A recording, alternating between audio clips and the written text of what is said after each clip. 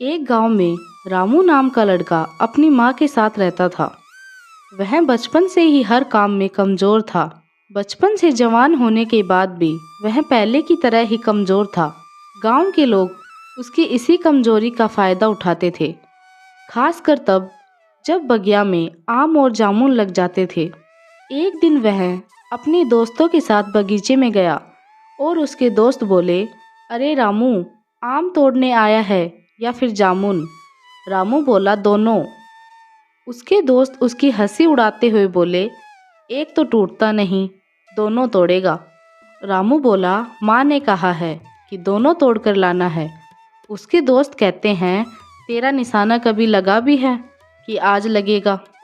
चल मैं दिखाता हूँ कि निशाना कैसे लगाते हैं, ये देख। और उसके दोस्त ने अपने निशाने से एक आम गिरा दिया। उसे रामू ने उठा लिया। तभी उसके दोस्त बोले, ये मेरा आम है, तू ऐसे नहीं ले सकता। रामू बोला, ये मेरे पेड़ हैं, इसे मैं ही लूँगा। और उसके दोस्त उससे झगड़कर आम ले लेते हैं। रामू घर आकर अपनी माँ से ये सब बातें बताता है तो उसकी माँ उसे लेकर गांव के मुखिया से इस बात की शिकायत करती है। मुखिया जी ने उसे इस बात से इनकार कर दिया कि वो आम रामू का है। अगर रामू को आम चाहिए तो उसे भी निशाना लगाना सीखना होगा। रामू की माँ गुस्सा होकर वहाँ से चली गई और रामू अपनी माँ को पुकारता रहा कि सुनो माँ। रामू की माँ बोली, अब क्या सुनूं? इतना क्या कम सुना है, वो भी तेरी वजह से। कहा ना, नहीं सुनना। जाकर बगिया में निशाने लगाना सीख। माँ गुस्से से वहाँ से चली जाती है और रामू माँ द्वारा फेंकी हुई लकड़ी लेकर गांव की बगिया की ओर जाता है, यह सोचते हुए कि ये कमबख्त मेरा निशाना क्यों नहीं लगता। रास्ते में उसे एक बाबा मिलते हैं तो वह देखता है कि बाबा के सर पर एक सांप है। तो वह अपने निशाने से सांप को गिरा देता है और बाबा से कहता है कि बाबा, यह सांप आपके सिर पर था, इसलिए मैंने इसे गिरा दिया। इस पर बाबा कहते हैं, तुमने बड़ी ही अचूक निशाने से मारा है। रामू बोला, इसी निशाने से तो मैं परेशान हूँ। बचपन से लेकर आज तक मेरा निशाना कहीं नहीं लगा, पता नहीं यह कैसे लग गया। मेरे गांव के लोग मेरी बगिया से आम तोड़ ले जाते हैं, मैं नहीं तोड़ पाता क्योंकि मेरा निशाना नहीं लगता। और शिकायत करने पर मेरी माँ को बुरा भला भी सुनाते हैं। बाबा बोला, तुमने मेरी जान बचाई है, इसलिए मेरी नज़र में तुम ही दुनिया के सबसे बड़े निशानेबाज हो। लोगों की नज़र में निशानेबाज बनने के लिए लो इस पत्थर से निशाना लगाओ। रामू कहता है कि बाबा, इतनी बड़ी लकड़ी से निशाना नहीं लगता तो इतने छोटे से पत्थर से क्या निशाना लगेगा? बाबा बोले, ये आम पत्थर नहीं है बेटा, ये जादुई पत्थर है। इसे तुम जिस पर चाहोगे यह उसी पर जाके लगेगा, फिर वो चाहे दुनिया के किसी भी कोने में न छुपा हो। फिर रामू वह पत्थर लेकर आम की बगिया में जाता है और कहता है कि सारे आम गिर जाएं। यह कहकर पत्थर फेंकता है और सारे आम गिर जाते हैं।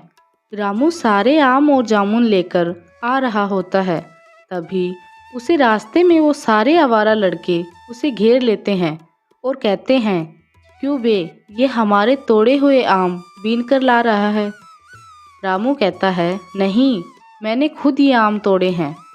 उनको इस बात का विश्वास नहीं होता है और वो उसे फिर से निशाना लगाने के लिए कहते हैं। रामू गुस्से में आकर उन तीनों पर पत्थर से निशाना लगाकर उनका सर फोड़ देता है। फिर वो सब भाग जाते हैं।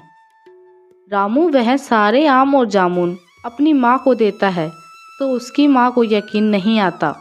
तभी मुखिया जी उस लठेतों को लेकर वहाँ आ जाते हैं और रामू को मारने का आदेश देते हैं। तभी रामू की माँ कहती है, अरे रुको, क्या किया है मेरे बेटे ने? मुखिया जी कहते हैं कि इसने मेरे बेटे और उनके दोस्तों का सर फोड़ दिया है। रामू की माँ कहती है, नहीं नहीं, ये कैसे फोड़ सकता है? तभी मुखिया जी कहते हैं, अभी हम फोड़ के बताते हैं कि कैसे फोड़ा। उसकी माँ उनसे माफ़ी मांगती है, छोड़ दो मेरे बेटे को। मुखिया जी लठेतों को कहते हैं, देख क्या रहे हो, इसका सर फोड़ दो।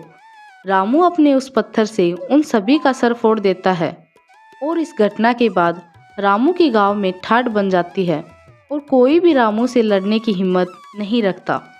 सब लोग रामू से डरते हैं। इसी डर की वजह से पूरा गांव उनसे बात करना छोड़ देता है। एक दिन उसकी माँ उसे समझाती है, रामू बेटा, ये जादुई पत्थर फेंक दे, इसकी वजह से पूरा गांव हमारे खिलाफ हो गया है। कोई भी हमसे बात नहीं करना चाहता, न कोई हमसे रिश्ता रखना चाहता है। रामू बोला, पहले ही हमसे कौन रिश्ता रखना चाहता था?